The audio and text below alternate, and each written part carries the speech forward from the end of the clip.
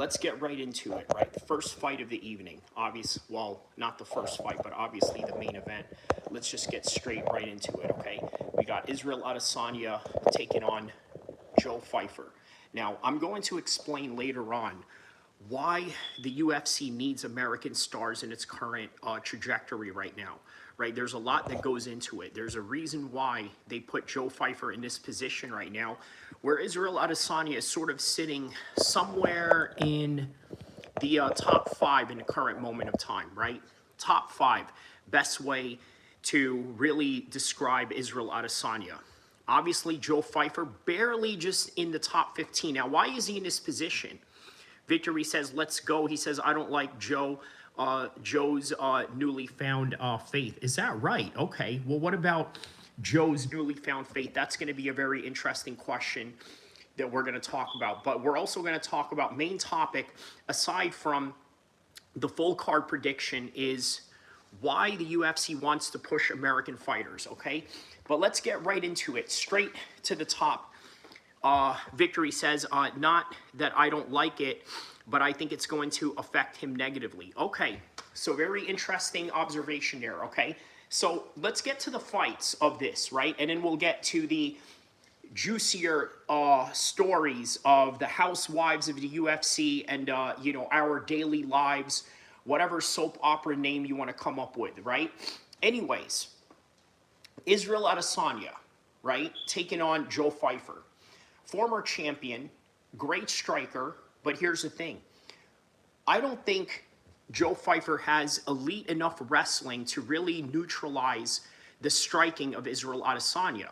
So as a result, the most that Joe Pyfer is going to do is be in a sloppy, one-sided striking match against Israel Adesanya, only for Israel Adesanya to counter him, and maybe Joe Pyfer will eat those shots. But as he eats those shots, guess what? As he's eating those shots, he's also going to realize that he can't knock him out. So it's going to be a very hard-pressed knockout for Israel Adesanya. He's not going to be able to knock him out. Abdul Rahman, shout out to you, my man. He says, I doubt he'll even try to wrestle. I think sloppy, one-sided striking is exactly what we will see. Yes, and I think, excuse me, I think that we're going to see it right all the way to 5 rounds. So I think it's going to be a very easy 5-round decision for Israel Adesanya. I don't see it going any other way other than, of course, Israel Adesanya getting a 5-round decision, a very decisive 5-round decision. So he says he might try to wrestle early, but I doubt it. He should try. Yes, that is his only hope. So official prediction for the first fight, okay, is Israel Adesanya by decision, okay? I know he's been on a losing streak lately. Let's take a look at where his career trajectory has been.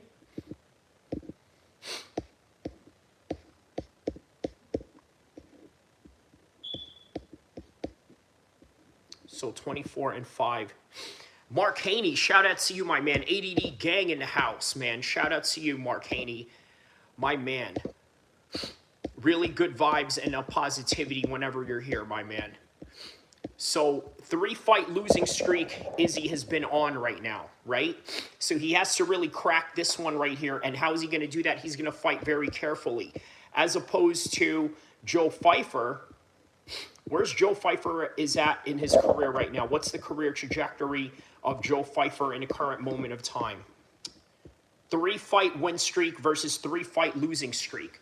So, yeah, we're going to get more into why the UFC is looking for American stars right now. Let's get to the next fight, right? Co-main event of the evening. Let's get to the co-main event of the evening right here.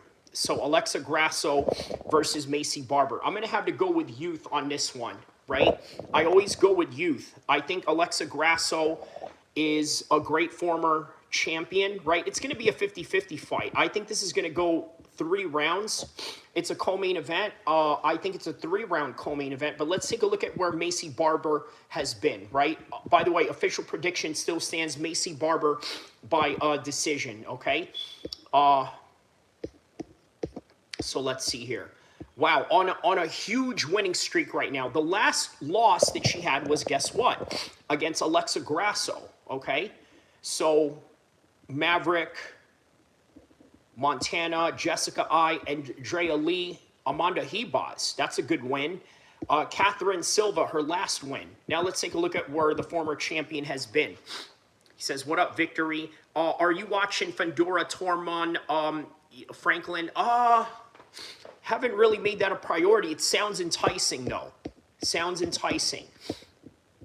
2-fight losing streak, right? Not against bums, obviously, but this is going to be a 50-50 fight. I'm still going to go with Maycee Barber.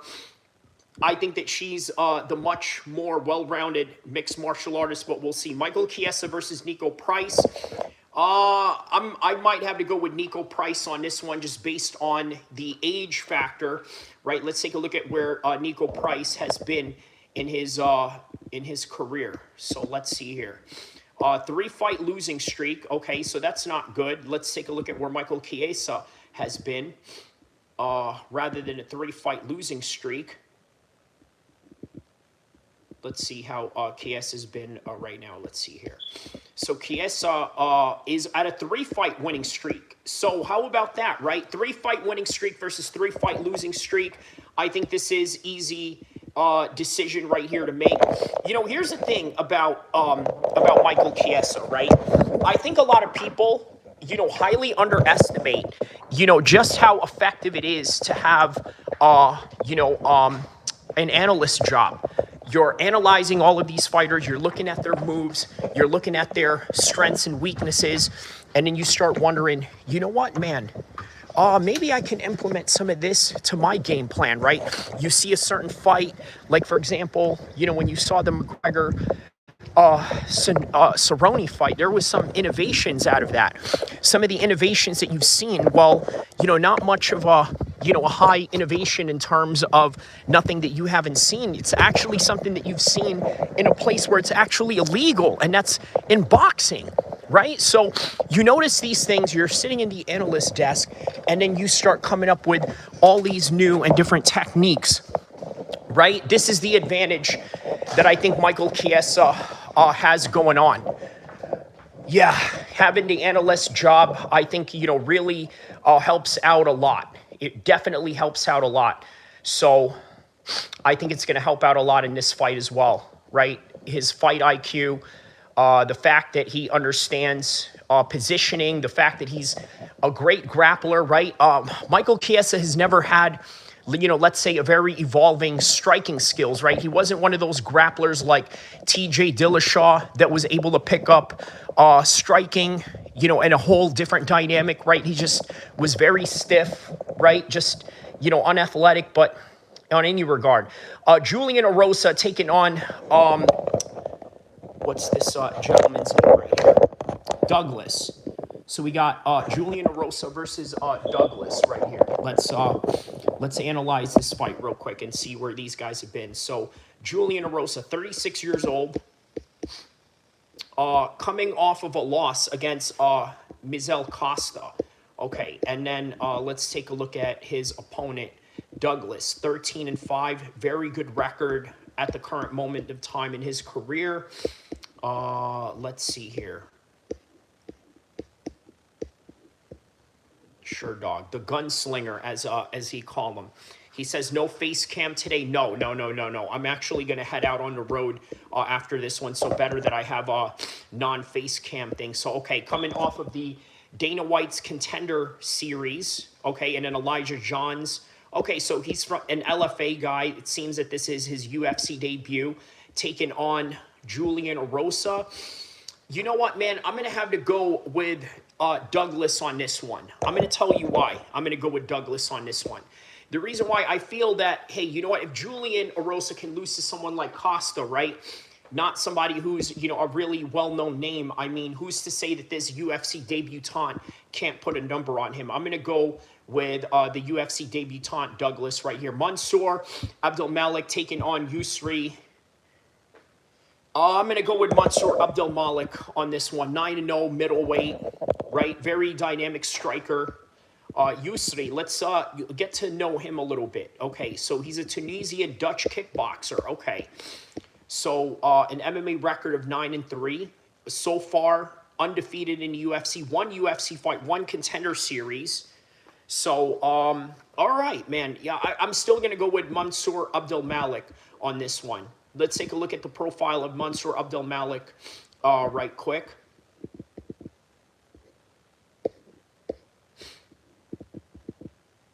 Okay, so fighting out of Maryland, 9-0. Yeah, man. Oh, against Tricoli, yeah. I'm going to go with this guy right here, right? I think he's going to get a decision on this one. I think they're going to be in a striking match, but I think Abdul Malik is going to show the Dutch Tunisian kickboxer the difference between MMA kickboxing and regular regular MMA kickboxing as opposed to conventional kickboxing, right? Very different, by the way. So, the stances are very different.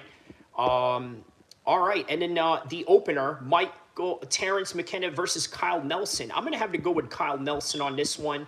I like Terrence McKenna, but let's take a look at where Terrence McKenna has been in his career. Okay, one loss against Chris Duncan, guillotine win against Vyacheslav, has a win over Demir, has a head kick knockout loss against Esteban Rivovic.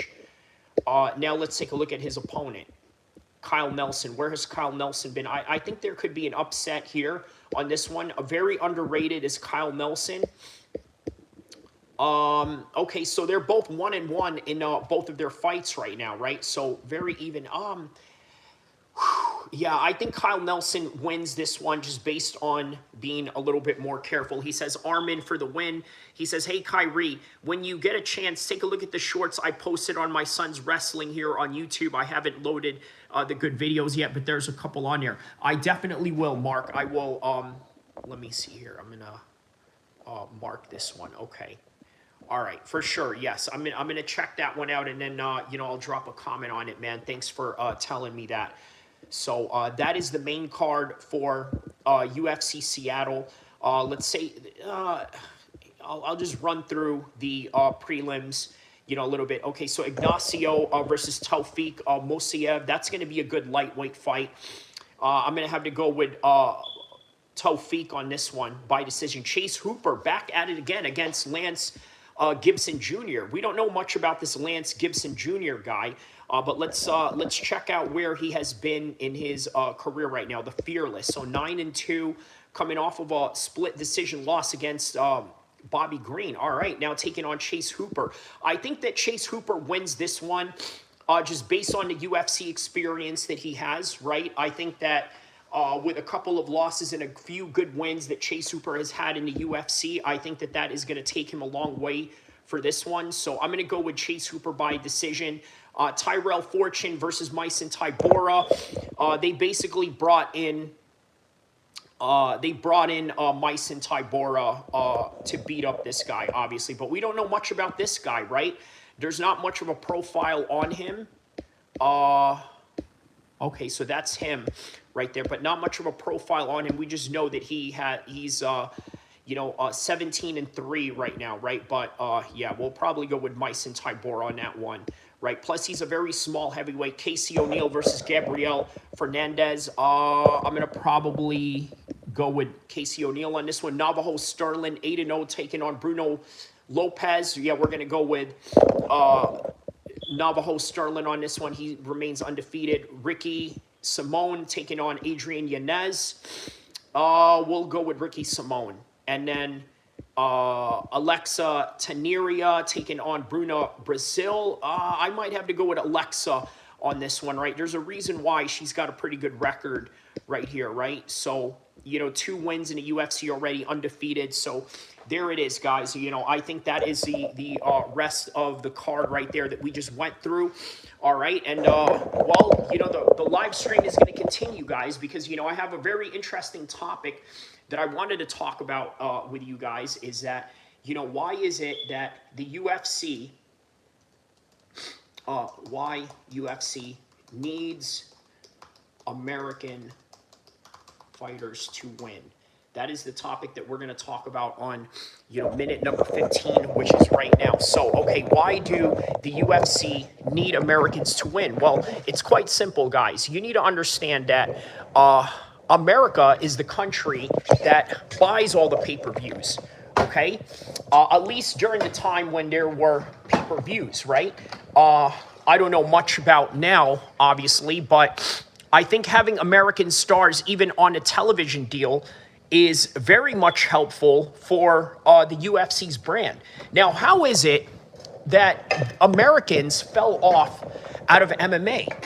Okay, that is the question that we're going to talk about right now. I need you guys to hit the like button, hit the subscribe button, because we're going to go for a ride. And yeah, we're going to talk about this. We're going to discuss this.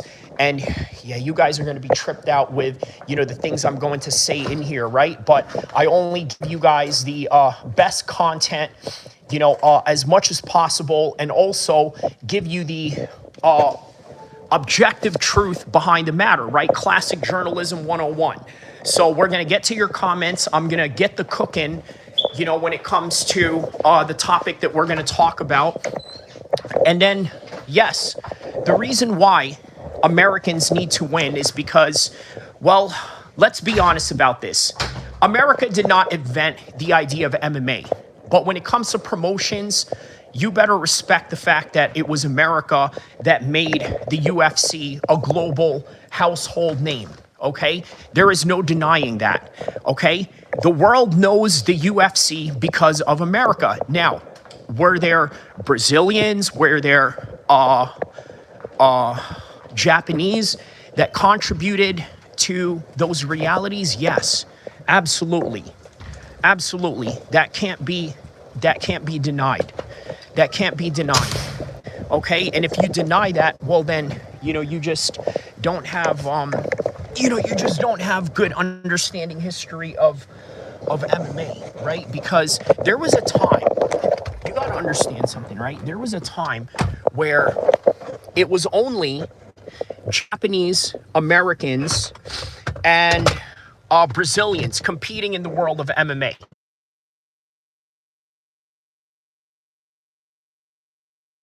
All right, let me know if you guys hear me right now. I just wanted to make sure I didn't lose any reception there. But yeah, so understand there's a race right now for trying to uplift American stars, right? Because the juice is just not worth the squeeze right now, okay? A lot of these guys who are highly athletic human beings can go into other sports that pay more, and not only pay more, are less painful and dangerous. I mean, that's just really what it comes down to, right? It's very hard to recruit fighters in the American athletic scene. Think about that. Very difficult. You see a kid that is the size of a linebacker, he knows that he can make millions in the NFL, and then you try to put him in a MMA gym. Do you honestly think that that kid has any motivation to wanting to fight, knowing that he can make millions outside of the cage and into the field? That's the reason why Americans right now don't want to fight MMA. One of my local barbers here, right, in West Sacramento, right, he told me and said something to the effect of, you know what, man, we used to have a lot of boxers here in the Sacramento area, and he's right. Diego Corrales, Joey Lopez, not the Joey Lopez that you are thinking of, but yeah, a very famous boxer in like the 1950s and 60s. But I remember going to the rec hall here in West Sacramento, and I saw all this,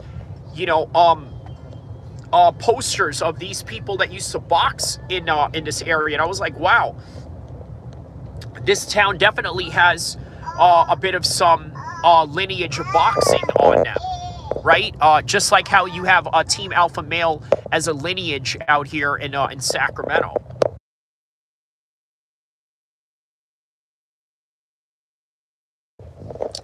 So yeah, man, Sacramento, it is a fight town for sure. It is a fight town for sure. But you want to know what's crazy about this too, though, right? Team Alpha Male. Do you notice something about Team Alpha Male? Right? A lot of them are foreign fighters, right? Mason Jones trained out of there. What is that Welsh girl's name? I forgot her name. She's Welsh. She fought in the UFC. She trained out here before. I'm trying to think of her name. Yeah, Welsh girl from the UFC, but yeah, trained out here. Okay, but yes, you know, obviously you see Welsh fighters train out here. That's Mason Jones, indicative of that. And then, yeah, that one Welsh girl whose name I can't, you know, get off the top of my head. But anyways, and then you see a whole bunch of Chinese fighters as well, right? So, it's an American-based team, but there's not really a lot of American stars that are coming out of there right now, right? Not since Cody, not since TJ Dillashaw, not since Uriah Faber himself, not since Joseph Benavidez, not since Cody Garbrandt, and the list goes on of the big names that Team Alpha Male has produced over the years, but in particular, produced through the American side. So, yeah, that's the thing. That's the thing, isn't it? You know, it's the American side of Team Alpha Male that's not, you know, necessarily developed. They have a strong Chinese team, obviously, Welsh team, as I mentioned. McKenna, I'm sorry, yeah, McKenna was her name, the Welsh fighter. Yeah, McKenna, Mason Jones from Wales. You had Andy Ogle, who also trained out there from England. So Jimmy Smith says, yo, he probably wants me to tell you Hate Love had an accident, so probably not going to be here for a bit. Oh, man, I'm sorry to hear that. He always talks about you with high respect. He will be here if he can. Yeah, man, no problem, man. Hey, listen, all you got to do is hit the like button, hit the subscribe button for me, and, you know, and also, guys, send a prayer out to Hate Love. UK 007, one of our moderators here. Apparently he has been through an accident. Hopefully everything is all right. You know, quite honestly, very different to hear that, considering that the UK, well, at least in London, since you guys are London guys, right? There's usually not a lot of traffic, I would assume. I guess there is, but there's also easy transportation there. So, you know, and that's good to hear that he, you know, says that he speaks about me in high respect. And you know what? Listen, you know, to break the fourth wall reality with you guys a little bit, right? Now, obviously, right, we haven't met in real life yet, right? But there's a connection that you build with people online based on the similar interests that you guys share. Now, obviously, I was able to capture an audience that not only shared enthusiasm when it came to mixed martial arts, but also shared enthusiasm when it came to world politics. And then there are people as well that are highly interested in, you know, the street elements of some of the stories that I talk about. So I tie it all into different subjects that many people can relate to, and then many people can tie into as what you would call code switching.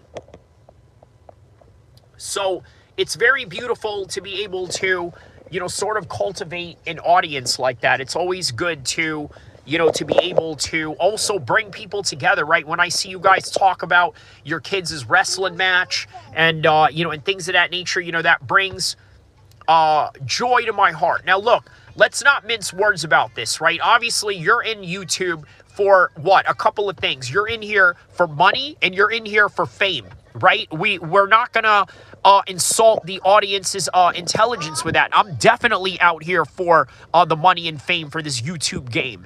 You know, there's no doubt about it. I'll admit it. You know, at the same time, I'm not going to go sell my soul, but, you know, that's not, you know, a conversation for, you know, the different variations and tolerance that I'm willing to put up with, right?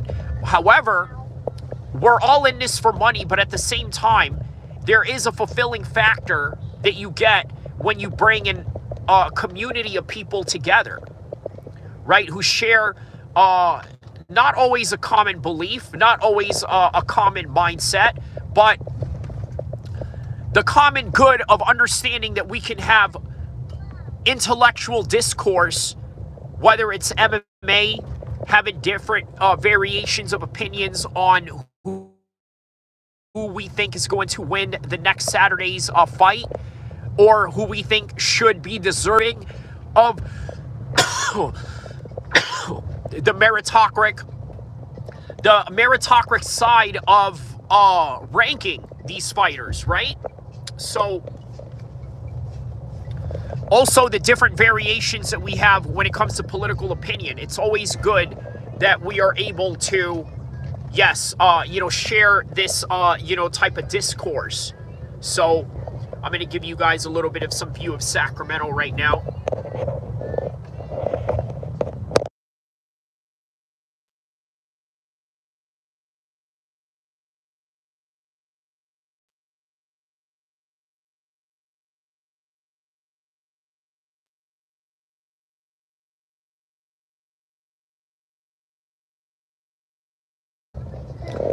Hey, I really appreciate that, Cole Olds. Drive safe, brother. Allah has plans for you, yes. And I hope that you enjoy the ride as well.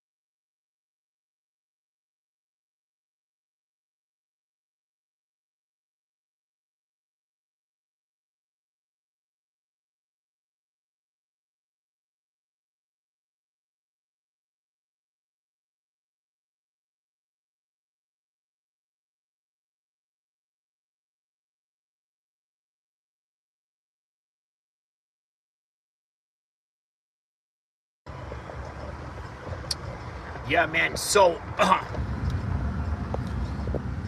what do you guys think about the fight in main event fight with Izzy and Joe Pyfer, man? I think that if Israel Adesanya loses this fight, he's got a lot of career thinking to think about.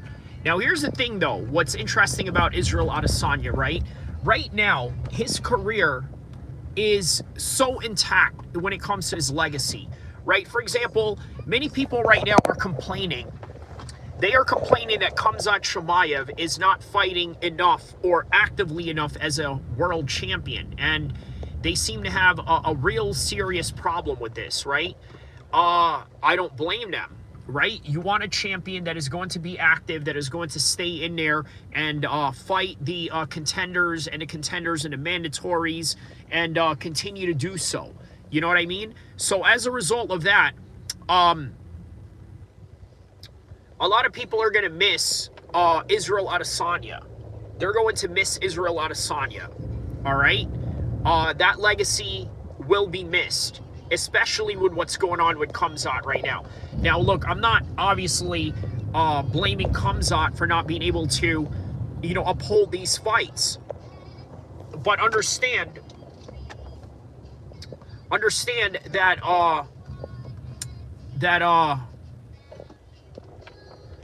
that's how the history books are going to write it. The history books are going to write as such. Israel Adesanya, all of these back-to-back consecutive main events, pay-per-views, and title defenses to come along with it. And then here comes Khamzat Chimaev, right? In what many people perceive, I don't perceive it that way, but this is just the reality that a lot of people are looking at as a boring particular fight to win the championship, right? So that boring fight now will remain intact with his current legacy at the moment, right? Because they say you're only as good as your latest fight. So Korn 1999. By the way, I like that band, but very stupid comment of you. He says, no planes for you. My man, can you even afford a plane ticket? I mean, be honest about this, right? Can you afford a plane ticket right now? You probably can. You know what I mean? Like, let's be honest about this, right? You're living in some small town USA that you're at. Man, I'm in big city Sacramento right here, baby. You know what I mean? Like, get your game up on this.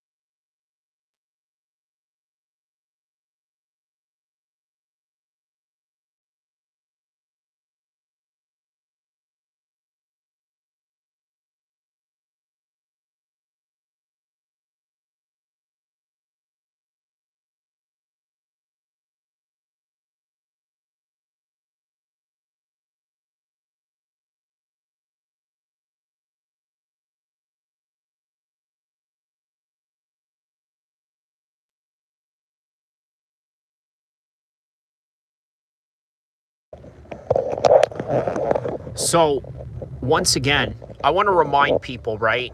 The cost of living is probably the reason why many people in the world of American mixed martial arts are not willing to participate. Let me show you this, the TV station KCRA right here.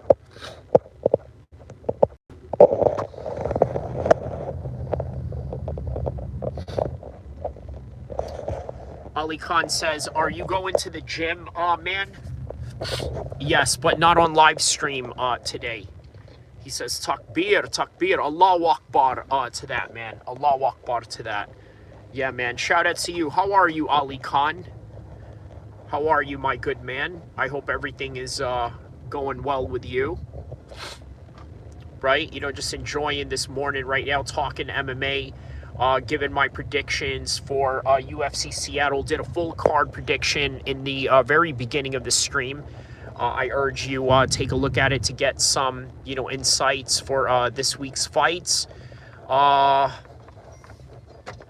also briefly talked about why Americans are no longer dominating in the world of MMA.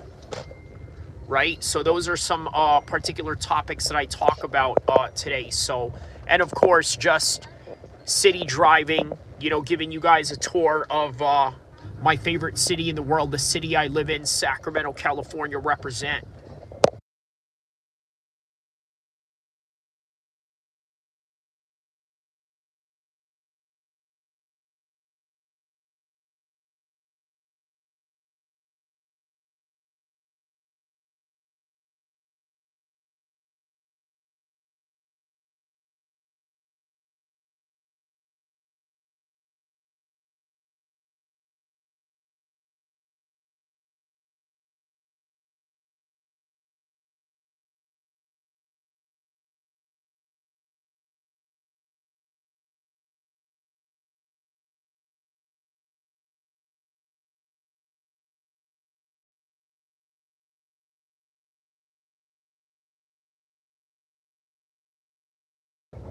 This is where the Sia Paulista Jiu-Jitsu dojo used to be at, right? Just another example of how a lot of MMA clubs closed down. Obviously, Uriah's gym is still up here in Sacramento, right? We're about to head into the same area where the old I Street Team Alpha Male training facility was at. But yeah, we're in downtown Sacramento right now.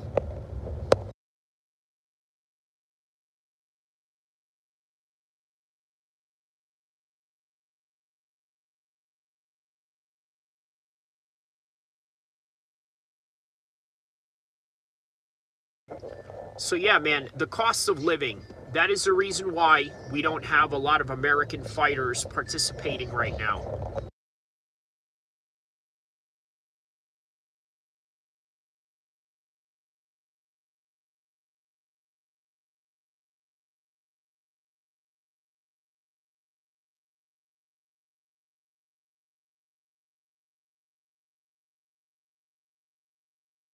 Yeah, right behind me that we just passed by was I Street. That was where the old Team Alpha Male gym was at.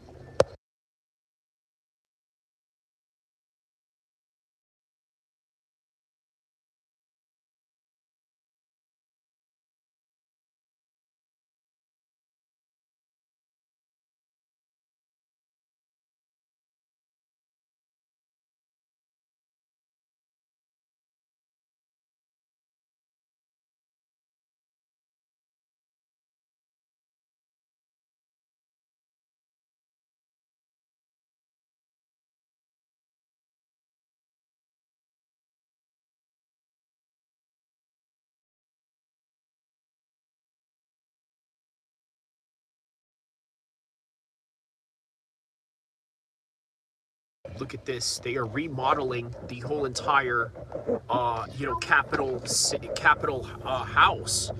The whole entire Capitol House of Sacramento. They are rebuilding it into a completely different image, like more of a modern image. And then right here, you got the robot coffee shop right here. right? Where robots literally serve you coffee, which is, you know, kind of creepy and a little bit of, what do you call it, Orwellian, you know, a little bit of an Orwellian vibe to it right here. Look at this. These are all the people that work in government right here. All these government shills right here. All of these people, all of yous, every single one of yous, yous all shills. Yous all shills for the government. No, I don't know, man. Those random people that are right there, you know, are probably like, you know, just tourists, you know, hanging out. He said, send Kyrie 2 to 3 years to Dagestan and forget. Inshallah. Inshallah, that would be a great experience. Right? You know, checking out Dagestan, living there, living a life of discipline, right? And then you probably become a lot more religious too, you know, which is always good, you know, especially if you are a Muslim. Beating that red light, bang, right there. And we got the train in front of us.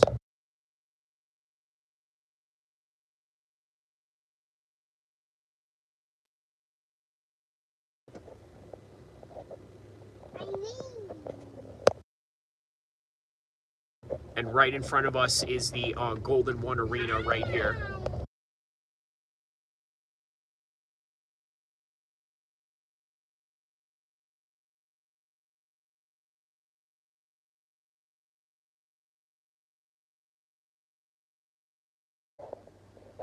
All right, mic check, 1 2 1 2. Just making sure I get back on here.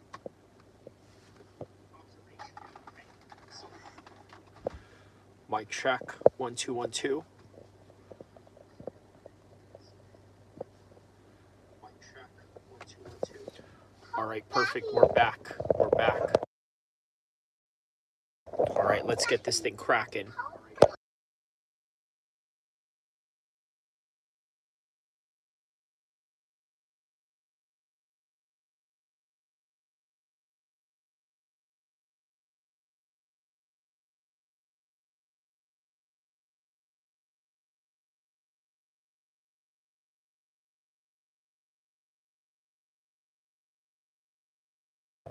All right, so now that we're back, back to the topic that I was talking about earlier, right?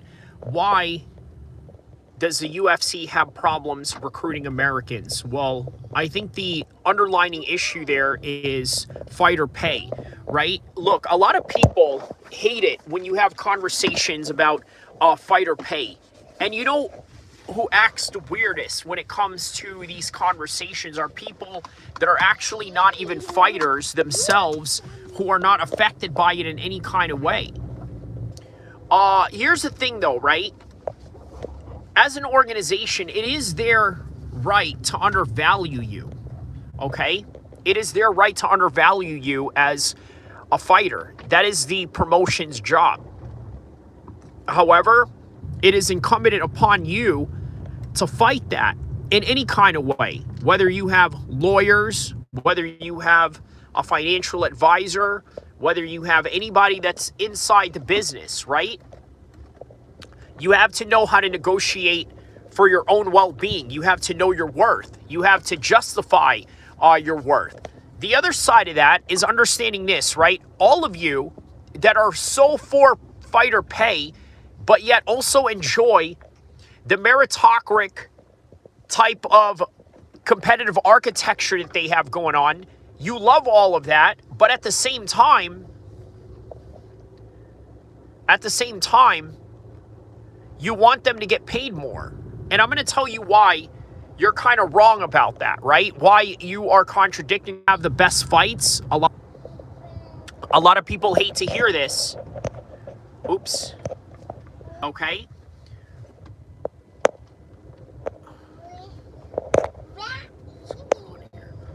What's going on here? Okay, are we back? Okay. Yeah, a lot of people hate to hear this, but lower pay actually helps the fights. Okay, they help make the fights. They help make people agree to the fights. And quite honestly, the more that they get paid, the less you're going to have these types of fights. There's just no way around it. You will have less fights with more fighter pay. Look at Francis Ngannou. He beat the game. He beat the game in terms of getting paid for something that he did not earn. He earned being a world champion. He earned being the baddest man in the world. Okay, the baddest man in the world, Francis Ngannou. Okay, he earned that.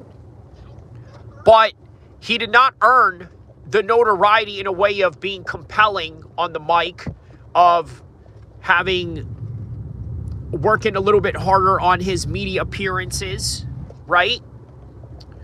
Promoting himself more, promoting others more. How about the fact that he did not attend the UFC Africa PFL card, which, by the way, would have been very helpful to the up-and-coming African fighters that he sworn he was going to help, and he didn't do that. Why? Because Francis Ngannou got paid way too much money. That's why. There comes a point where you get paid way too much money, and as a result of that, you don't want to work anymore, right? It goes with workers as well. Look, if they gave you enough money as a laborer or as a retail clerk, I think you would probably call out more days than you would probably not if you were paid, just about enough to, keep your head above water. Yeah, man, that's the cold reality of all of that. That is the cold, unfortunate reality of these things. Yeah, it's a very exploitive world, but the question is, what side do you want to be on, right? Do you want to be on the side of the fighters and their managers who lobby to get them the most amount of money, or are you going to be on the side of the promoters and you as a fan, by the way, obviously benefit from that because now you get to see all the big fights that you always wanted to see.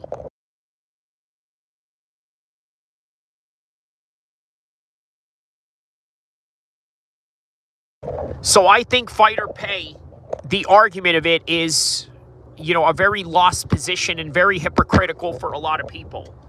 Because on the one hand, they want the fighters to be paid, but on the other hand, they want all of these fights that they can make at a drop of a dime, right? Well, how do you do that? You keep the fighters poor.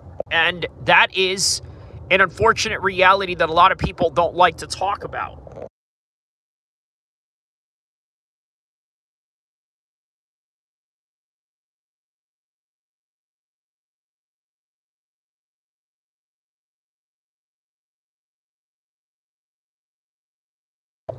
Yeah, that is a very horrible position to take, right?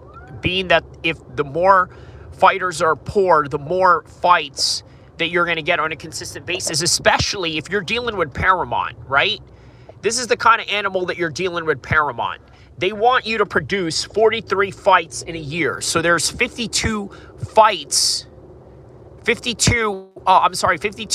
weeks in a year, and you want 43 fights. And you imagine that? 52 weeks in a year, and you want 43 fights. And each of those fights has to be a 12-card event. That's a lot. That's a lot of people.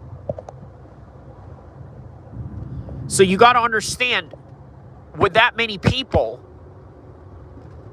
and that many fights, you're going to come up with some really lackluster cards in the very beginning of it. And you know what? You got to keep that going. You got to get these fighters paid. But you also don't want to run through your budget. So that's kind of where the UFC is at with this. But it's a cold game, man. The fight game is a cold game. And only really cold people survive in it. That's why Dana White survives in it. That's why John Jones survives in it as a fighter. And you don't have to be a vicious animal to survive in it like the way John Jones did. I mean, you could be a George St. Pierre, you could be a Khabib. But even them, those guys, they have a vicious side to them that you might want to be very attentive to, right? George St. Pierre has a dark side to him. I've seen it when he fought Nate Diaz. He said, "Hey, man, do you really think I'm afraid of you, man? Hey."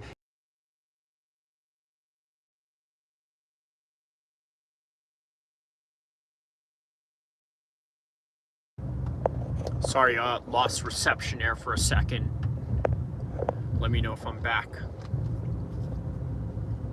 I might just, take this one home soon, land this plane pretty soon. Just wanted to get in here and, get the predictions in. And, yeah, man, normal, regular podcasting and whatnot. Yup, and conference call once again. It's a bit of a little supplemental show that I do. Mostly an audio show, right? Because sometimes, it's probably, important that I do a little bit of those, right? A little bit of some audio here and there, just. All right. All right, mic check.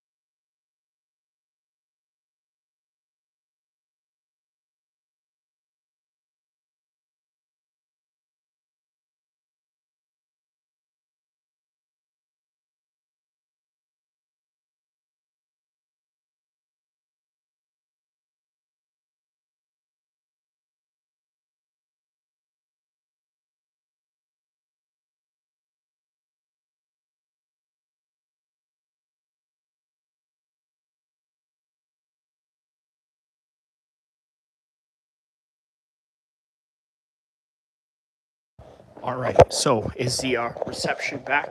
Can you guys hear me? 1 2 1 2, mic check. Yeah, let me know if you guys can hear me okay now. I had a little bit of some trouble with the. So is the reception back? Can you guys hear me? Okay, good. We're back. He says you're back. Okay, perfect.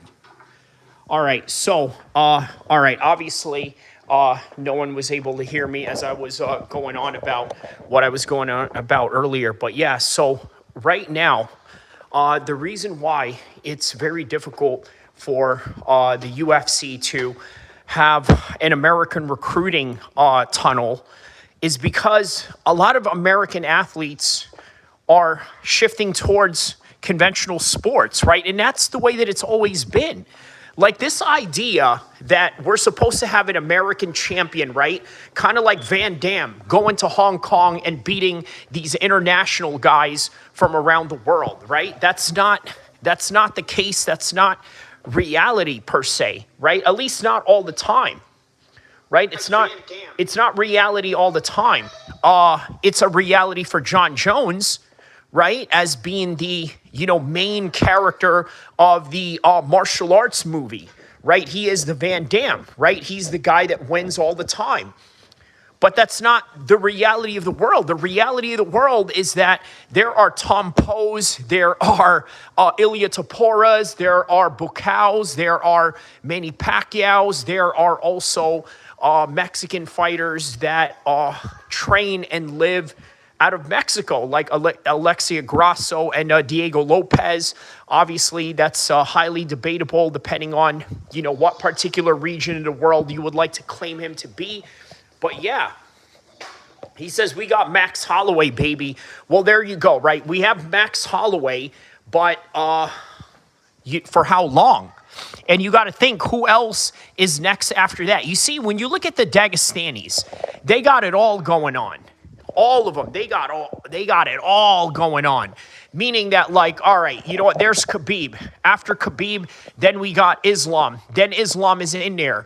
Then there's Usman Nurmagomedov, who's kicking butt in Bellator, and he's destined to be in the UFC pretty soon, at least within the time frame of when Islam retires, and not even then. Right, him and Islam can compete simultaneously in the UFC, where he just goes after the 155 division. Imagine that, Usman versus Arman Tsarukyan at some point of their careers, right? That's something to look forward to. But they have a tunnel going on. The Brazilians have a tunnel going on, right? America doesn't do that. As I was saying earlier, take a look at Team Alpha Male, right? There's a lot of Welsh fighters there. There's McKenna, right? There's McKenna. There's Mason Jones, right? Welsh fighter training here in Sacramento in Team Alpha Male. There's Song Yadong, the other Chinese fighter, Maitek, Borislav, right? Russian guy training in Team Alpha Male. So not a lot of American fighters, right? Whereas if you looked at Team Alpha Male back in the days, there was Danny Castillo, doesn't get any more American than that. Joseph Benavidez doesn't get any more American than that. Uriah Faber doesn't get any more American than that. TJ Dillashaw doesn't get any more American than that. Cody Garbrandt. Even Chris Holdsworth, right? When he was living out here in Sacramento, right? Used to visit him every day, at Eric Trilogy's house.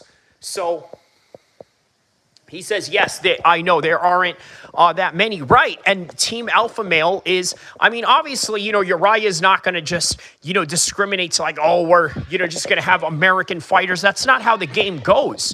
You know what I mean? That's not how the game goes. You obviously built a reputation over the years of being able to build fighters. And as a result of that, this is the reason why a lot of these guys come to your gym and the reason why a lot of them come and train with you.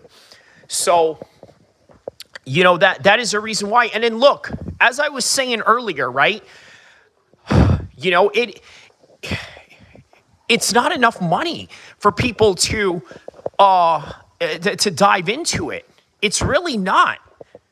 You know what I mean? It's not enough money for fighters to get into it. It's really not.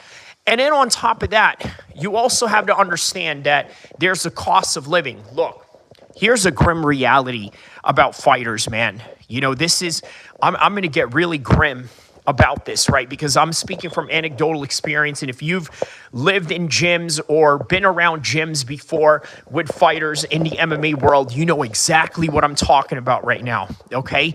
It's always that one fighter that's coming up on the way up, enthusiastic, right? Optimistic of the world, but is broke, living in the gym. Khamzat lived like that, but we're talking about a different story and a different outcome. George St. Pierre lived like that, but we're talking about a different story and a different outcome. But here's the thing. Here's the difference, okay? The difference is that those guys made it so that little sob story that they had going on with living in the gym actually means something. Whereas, at some point you are 23 years old and then you become 36 years old and you're going nowhere, right? Maybe you had a UFC fight, maybe you didn't.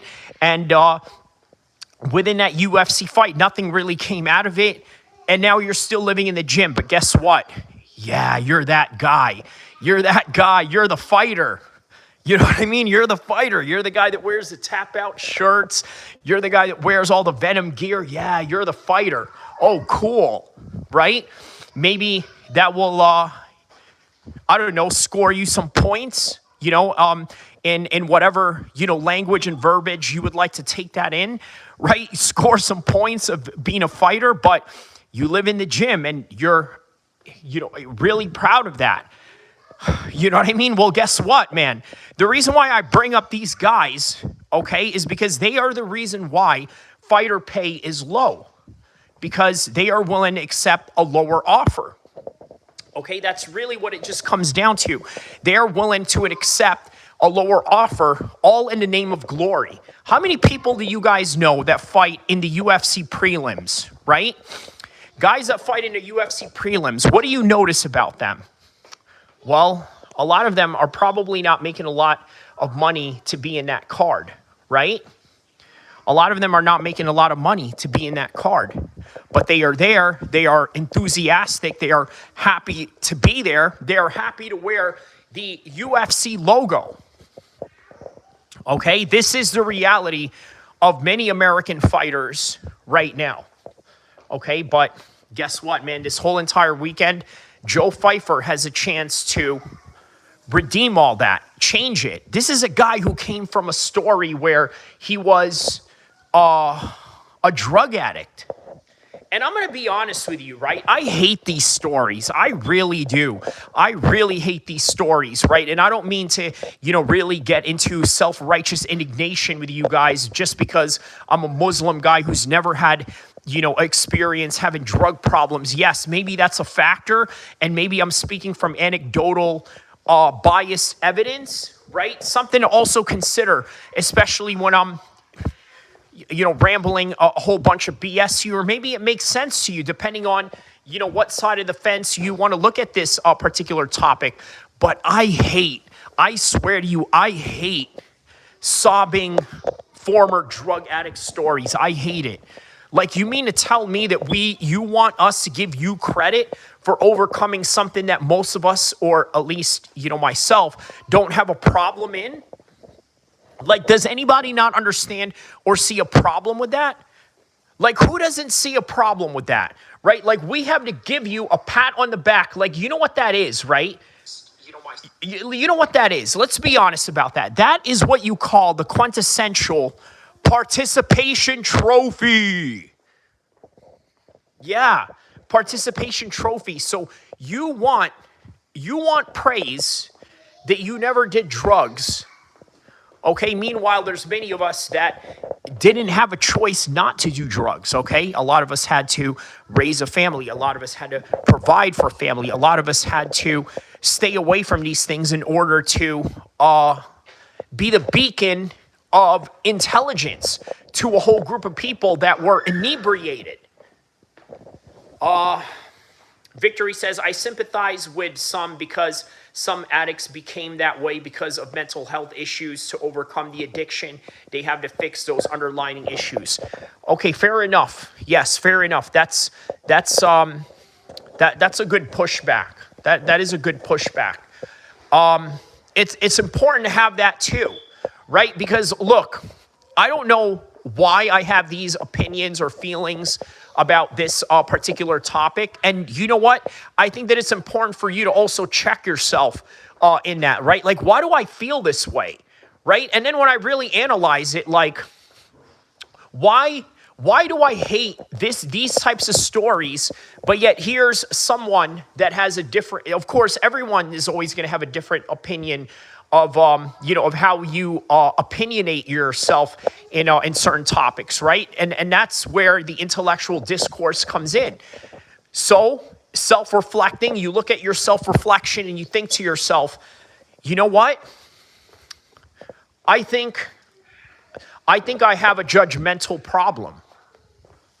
And it's really important, and that's true, man. You know what I mean? Like, let's be honest about it. Whether I'm playing a character or whether I'm being like that in real life, okay?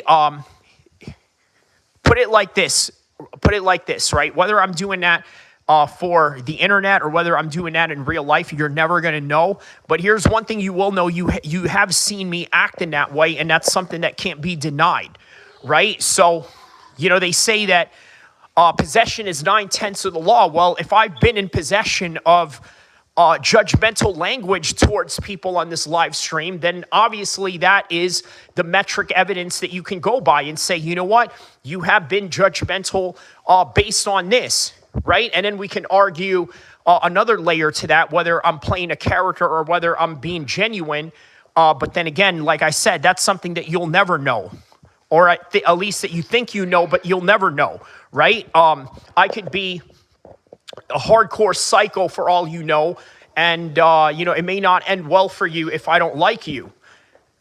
Once again, I'm playing a character, but yeah, okay. Anyways, yes, that is the point that I'm trying to make, right? You've seen me act judgmental, so I have to look at myself in that particular matter, once again, whether character or not, and say, am I a judgmental person? And the answer is yes. Why are you judgmental? Well, the reason why you're judgmental is because you can't fathom the idea of your own selfish, anecdotal life experience to say, you know what?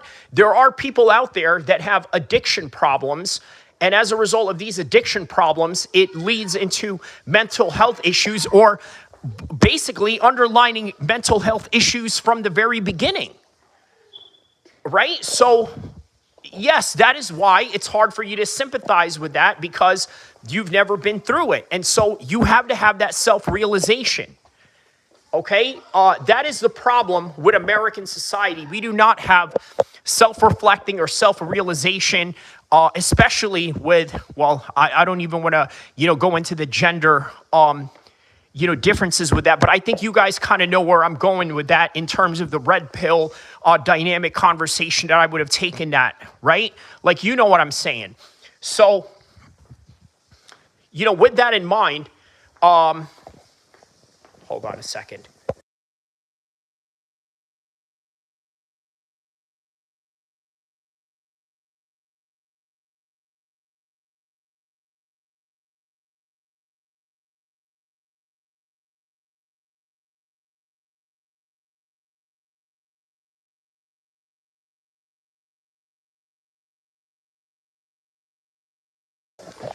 Okay, so going back to what I was saying earlier, right?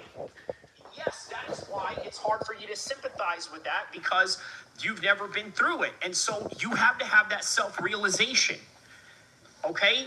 That is the problem with American society. We do not have self-reflecting or self-realization, especially with, well, I don't even want to, go into the gender, differences with that, but I think you guys kind of know where I'm going. So there it is, right? Yes. That is the point that we are trying to make right there, right? We don't have self-realization. Okay, that's a major problem to not have.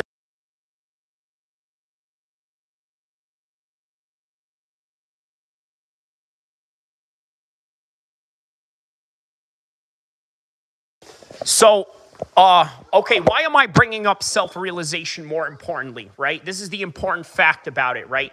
The reason why I'm bringing up self-realization is because America as a country, or at least America as an MMA apparatus, needs to understand that, well, for one, America overall is just too expensive to live in. That's really the reality of it, right? I know so many people that are struggling. This is why whenever you try to make fun of me online, guess what? I'm going to fire back at you.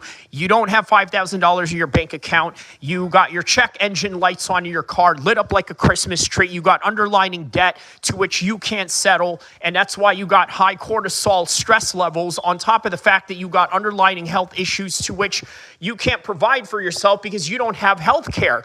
All these things that I just mentioned, okay, are generalized stereotypes of the modern American. And by the way, many of you are probably living through that, and that would probably hit home for some of you, right?